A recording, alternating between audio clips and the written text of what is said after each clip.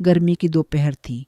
धूप इतनी तेज थी कि जमीन से भाप उठती महसूस हो रही थी। एक छोटी सी बच्ची जिसके गाल पसीने से भीगे हुए और कपड़े पुराने लेकिन साफ सुथरे थे, हाथ में रंग बिरंगे गुब्बारों की गड्डी थामे बाजार के एक कोने में खड़ी थी। हर आने जाने वाले को वह अपनी मासूम आवाज में पुकारती, गुब्बारे ले लो, रंगीन गुब्बारे, खुशी के गुब्बारे। लेकिन ज्यादातर लोग बस गुजर जाते। कभी कोई बच्चा जिद करता तो माँ बाप से गुब्बारा दिलवाता। हर एक गुब्बारा कुछ रुपयों का था, पर इन्हीं रुपयों से वह बच्ची अपने घर का खर्च पूरा करने की कोशिश करती। एक दिन दो नौजवान लड़के वहां से गुजरे। एक ने जोर से हंसते हुए दूसरे से कहा, देखो ये बच्ची हमेशा गुब्बारे ही बेचती रहेगी, इसका भविष्य तो यहीं थम गया है। ये बात बच्ची के दिल में तीर की तरह लगी। वह चुप रही, मगर उसकी आंखों में एक चमक उभर आई। उसने मन ही मन सोचा, क्या सचमुच मेरा भविष्य सिर्फ गुब्बारे बेचने तक ही सीमित है? क्या मैं इन गुब्बारों की तरह अपनी जिंदगी को रंगीन और बड़ा नहीं बना सकती? उस दिन से उसने सिर्फ गुब्बारे नहीं बेचे, बल्कि हर गुब्बारे के साथ एक सपना भी जोड़ दिया। जब भी कोई बच्चा गुब्बारा लेता, वह दिल ही दिल में कहती, कल को मैं ऐसे सुंदर डिजाइन बनाऊंगी जो सिर्फ गुब्बारे नहीं बल्कि सपनों जैसे लगेंगे। समय बीतता गया।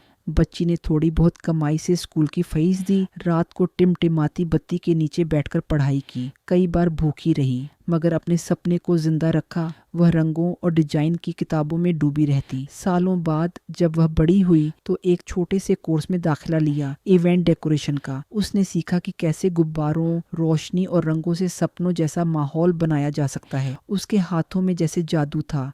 लोग उसकी कला देखकर हैरान रह जाते। धीरे धीरे उसने अपनी कंपनी बना ली, सपनों के रंग। अब वह सिर्फ गुब्बारे नहीं बेचती थी, बल्कि शादियों, आयोजनों और बच्चों के जन्मदिनों को ऐसे सजाती थी जैसे वहाँ कोई जादू हो गया हो। एक दिन वहीं दो नौजवान जिन्होंने कभी उस पर हंसी उड़ाई थी, उसके दफ्तर में आए।